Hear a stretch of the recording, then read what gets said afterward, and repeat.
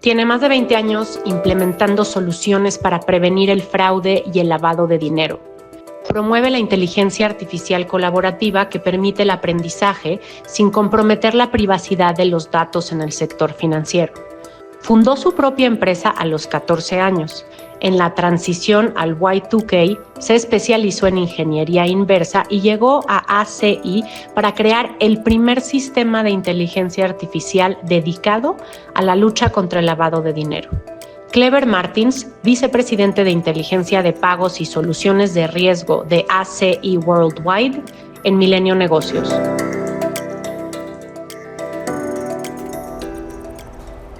Bienvenidos a Milenio Negocios, este programa que hacemos todas las semanas. El día de hoy me acompaña Cleber Martins, él es el vicepresidente de inteligencia de pagos y soluciones de riesgos para ACI Worldwide.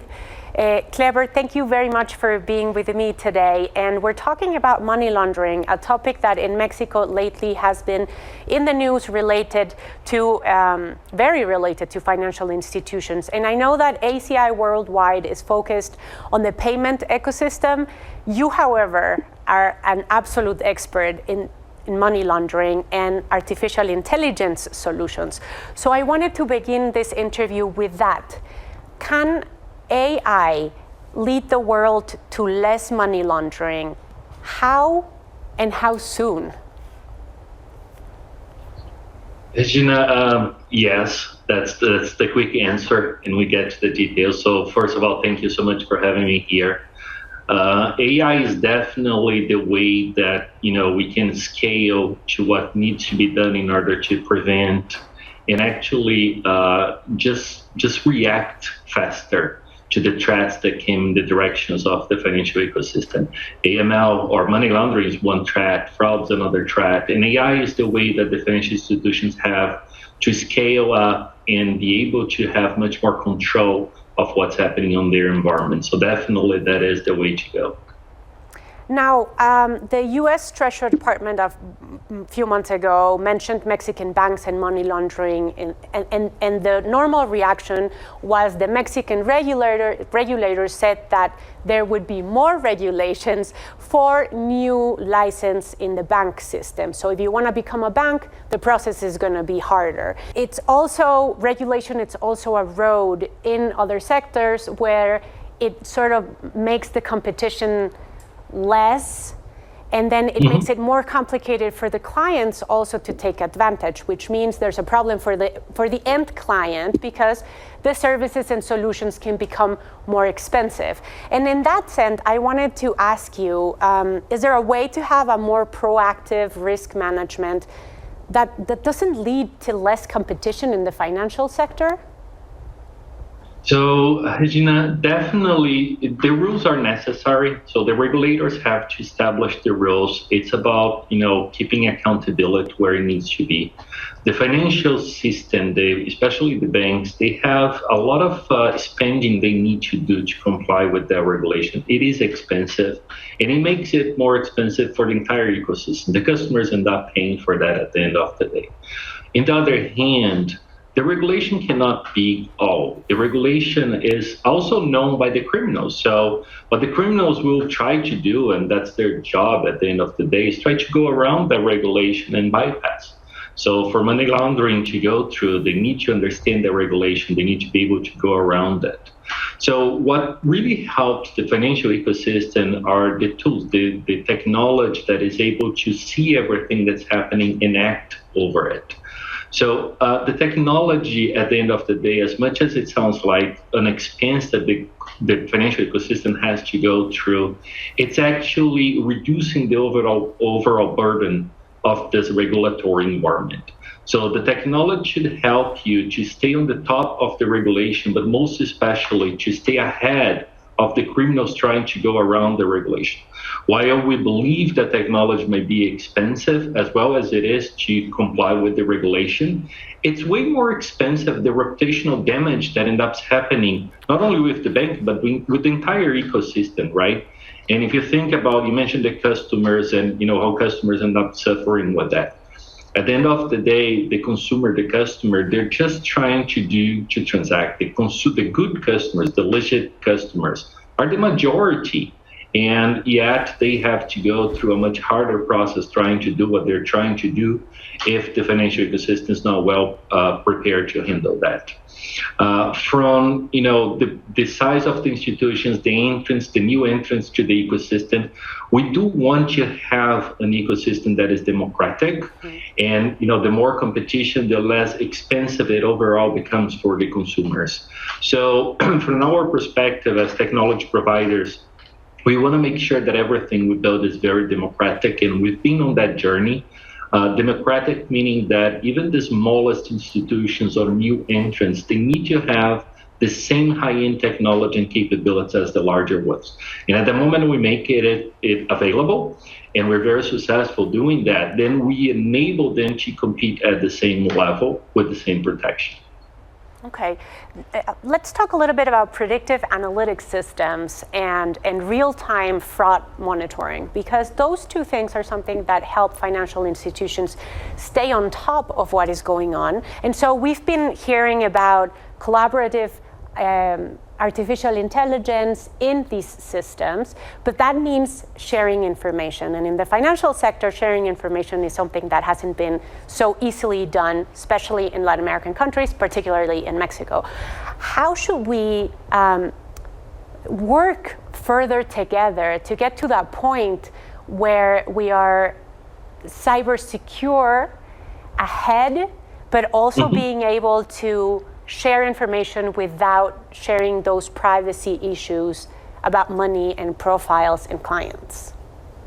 Well, so let's just start by making it clear that sharing information is no longer the way to go with the latest on technology. The latest on technology has solved for that, and I'll get back on that point. Okay. So you made a very important point about how real time changed the game.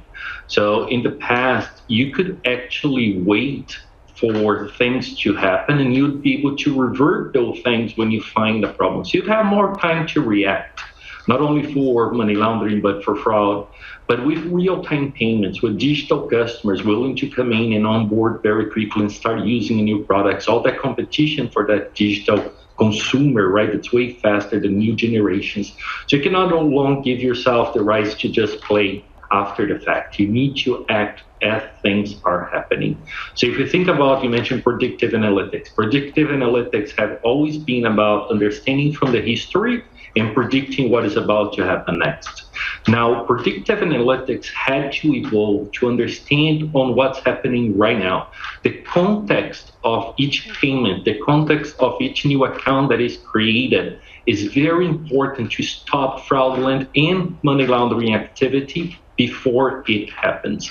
So the real evolution that happens in machine learning or artificial intelligence at this point is being able to understand that context in real time and act with that context at hand. First, to make sure the good customers are doing what they are there to do without much friction, as well as impeding or stopping the fraudulent or money laundering activity to just pass through. Now, if you think about the ecosystem have one perspective of it. So money laundering is about moving money between different institutions or different products, but mainly between different institutions. If you think about the new fraud that's raising worldwide with the scams, it's involving multiple institutions. So the criminals convince the customer to send money from one side to the other side, and each of those banks are only seeing one perspective of it. So the real challenge with the collaboration is the criminals are seeing more than each individual financial institution is able to see. And once the criminal has more visibility for what's happening, it's really difficult for each of those institutions to understand and stop. Now, if they collaborate, they have more context and they have better technology than the criminals will ever have. So the collaboration becomes the real tool, the real artifact that will change the game. Now, as you mentioned, sharing intelligence, sharing data becomes a problem, right? Because you don't want to share your secrets, your customers' data. The customer doesn't want to share their data. So the new technology is based in a concept called federated machine learning. So imagine that in the past, you need to take the data and take it somewhere to learn. Now it doesn't work like this anymore. We take the learning where the data is.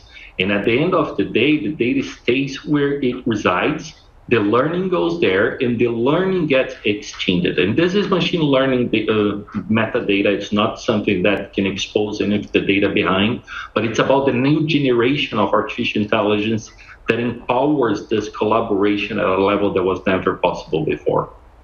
Now, for this collaboration, what needs to happen? Do financial institutions need to get in touch with the regulator? You know what I mean? Like, how can we get there? Because the problem is, as you mentioned, that the people committing the crimes have more points of view of the information, have better ways. They're always learning really fast. They're faster, and so how does the ecosystem and the sector in general have to come together to be able to have this machine learning in real time with analytic systems that are collaborative and that allow it to sort of catch in the moment and be able to protect and ensure that these risks start going down instead of up? And Regina, this is the conversation that's happening worldwide. I just came back from India last week, and that was mainly the whole week on that one. So each region or each country is taking a different approach, but similar somehow. So in some countries, we have the central infrastructure, the one that is empowering immediate payments, is stepping in and organizing that collaboration. So each member of that central infrastructure, they have a piece of the technology that just speaks the same language, right? And they complement the capabilities they had before. In some other regions or some other countries, we have like processors, institutions that are there helping banks already doing some sort of interaction between financial institutions, is stepping up and being the one that is organizing this. And very honestly, in some countries, a large bank is stepping up and saying, hey, I have the ability to, I will help the market, here's what we're gonna do together. So it's about sitting together and together taking responsibility. I think there's, financial institutions have very strong leaders, very smart people, and they talk it, and they are, in meetings together, in collaboration together. Once they sit down and they talk and they take that collective responsibility to fight against financial crime, they get stronger than the criminals. Whether it comes from the central infrastructure, from one large bank, from a processor, someone just, a technology company that's in the middle, it will work. It's just about working together. Thank you so much for your time, for this interview. I know that this is something that we in the Mexican audience here in Milenio would like to hear some more.